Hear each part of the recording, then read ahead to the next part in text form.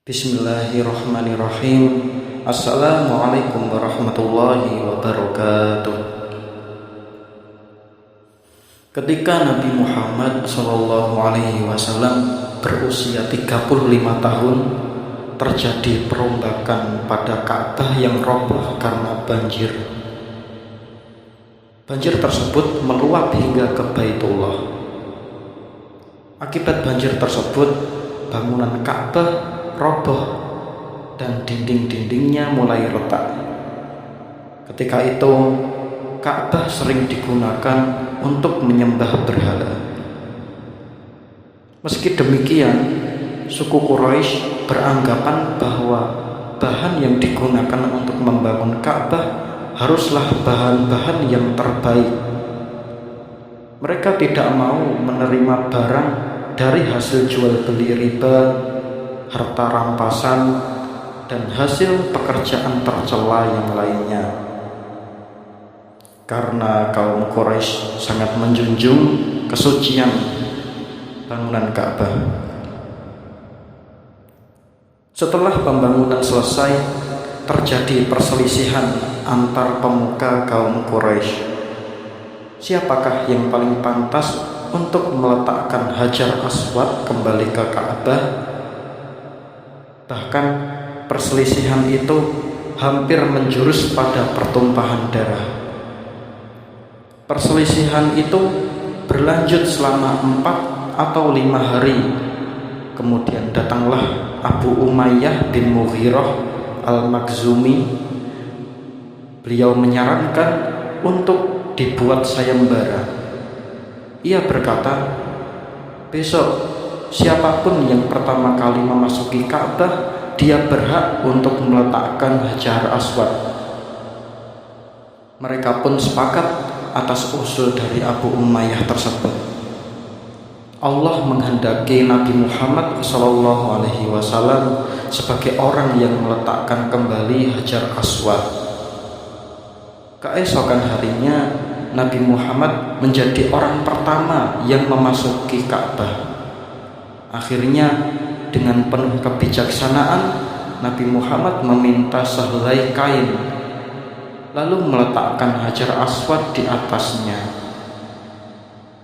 Nabi Muhammad kemudian meminta para pemuka kaum Quraisy untuk memegang ujung-ujung kain tersebut, lalu meminta mereka secara bersama-sama mengangkat Hajar Aswad tersebut.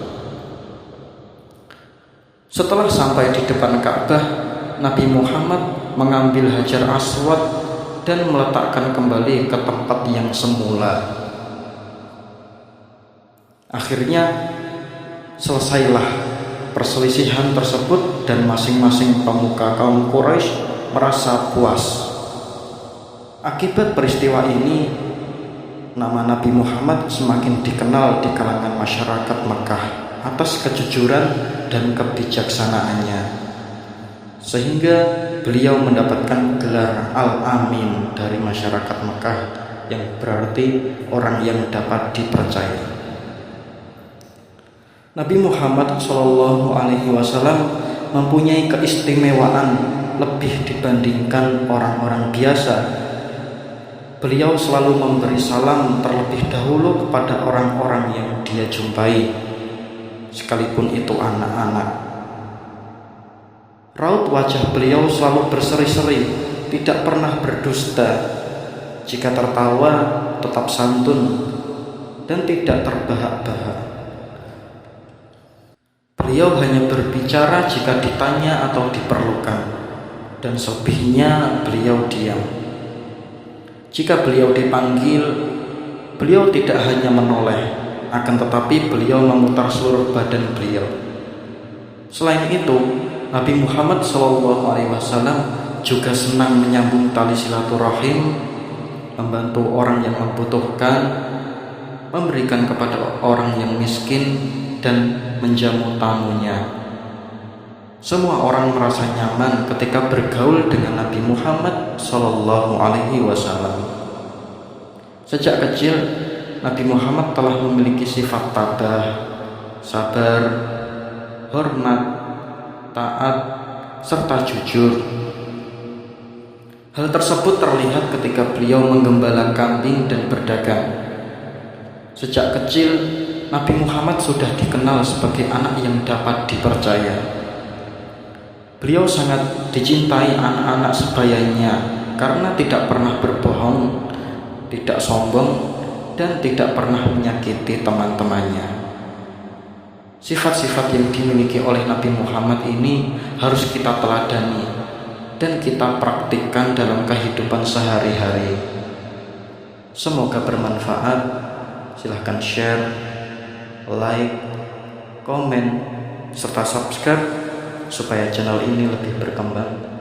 Wassalamualaikum warahmatullahi wabarakatuh.